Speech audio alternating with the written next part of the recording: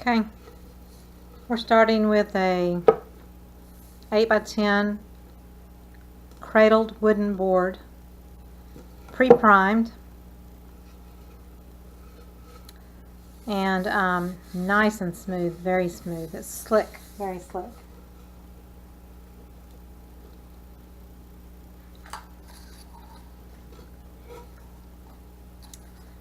I got a couple of cups I'm going to put down just to put it on once I start pouring. I have started using something to let the paint drip off into. I did use a metal dollar pan from the dollar store, the tin kind. This is the lid to it. My metal one is full of paint, so I'm going to start with a nice clean one. This you can do a few pours in, but it's not strong enough to hold a lot of extra paint from a lot of different paintings, so it's good just for a few uses. But that way, when I tilt my painting, it will pour into here and not all over my table. I can never keep nice fingernails because I'm an artist, but it helps to have gloves on.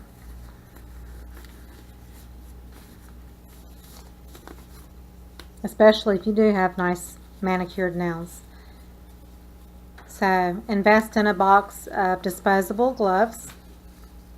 You can find them pretty much anywhere. Okay? So I'm going to move this to the side for a minute.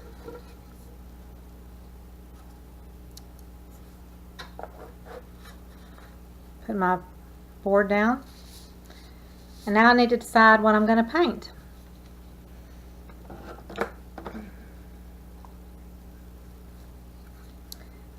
This is a solo cup. To me, it's a little bit, I'm going to do a dirty pour, which means I'm going to pour everything into my cup.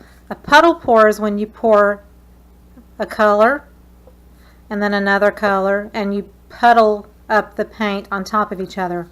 I like to do dirty pours. I'm going to go with a little bit bigger container. I always like to have more paint than I need. So this is a little baby food plastic container. And let's see, I'm going to start with white. And what I've done is I mixed up my colors, put them in bottles, so that's why you see me using a squirt bottle.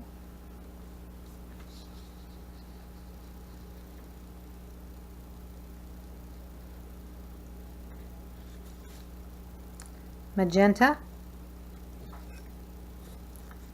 red, I'm going to use just a little bit of black, white, magenta,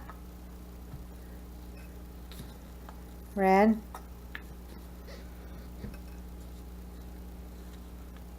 a little bit of black again,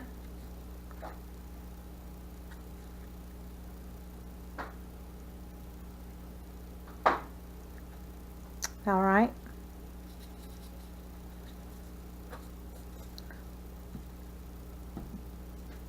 add just a little bit more white. Make sure I have enough paint. I know I have plenty, but I'm always afraid I don't have enough paint.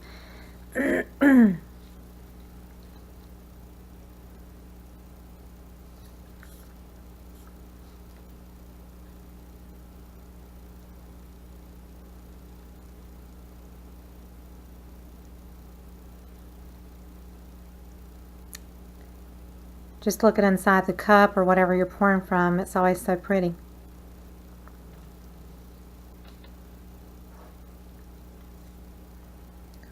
Add a little bit of the white around the edges.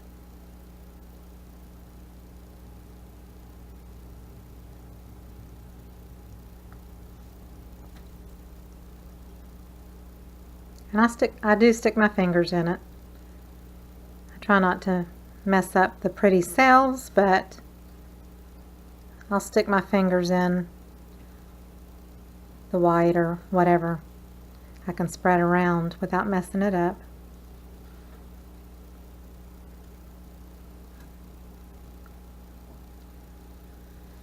Always have a damp paper towel handy so you can keep your fingers and hands clean. Okay. Now, it's made beautiful cells just by itself.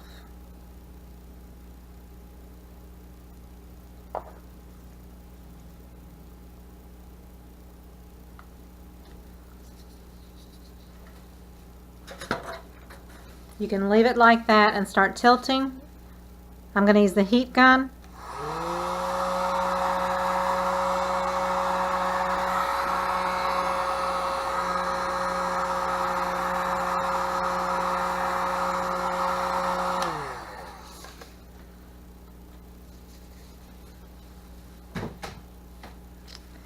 All right.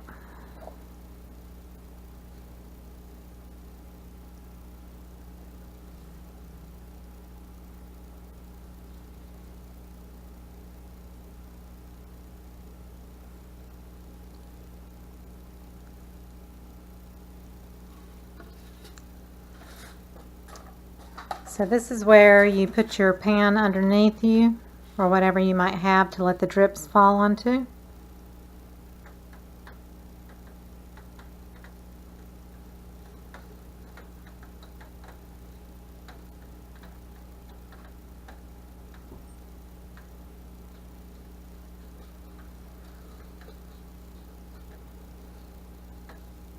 You make sure that the paint goes over the edges.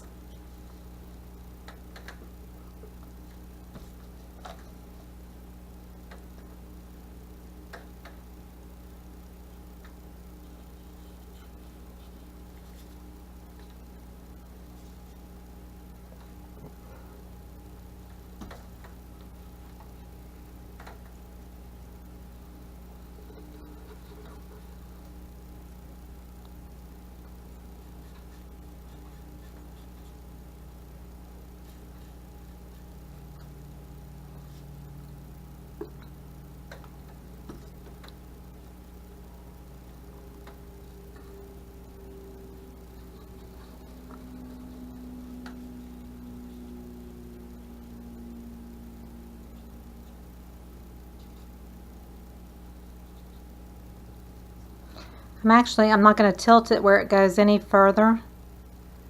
I really like the way this looks already.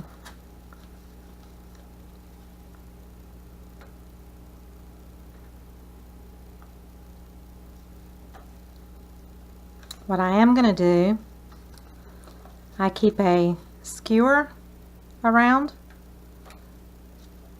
a straw,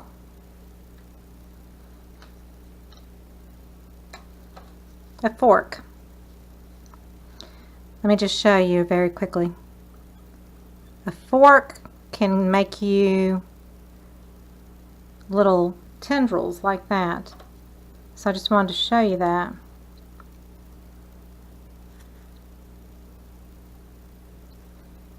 I'm actually going to cover that up. I don't want that.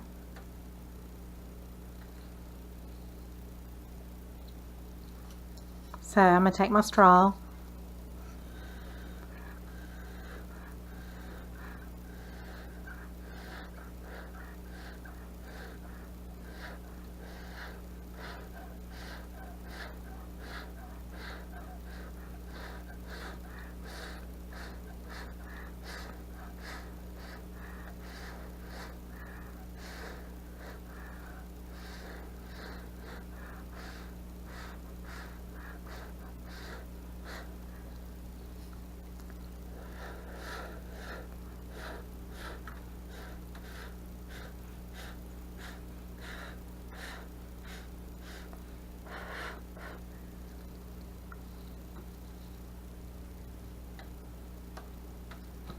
I could use my skewer and just take it and drag a little paint around.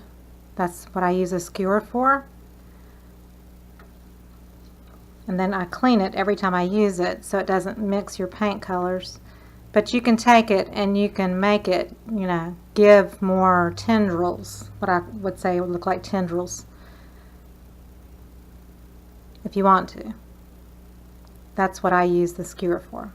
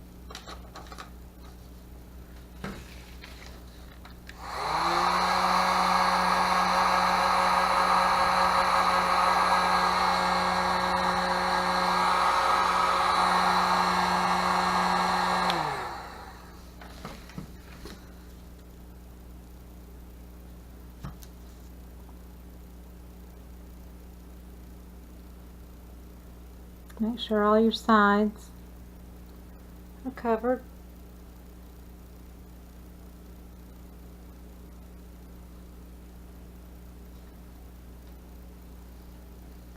Corners.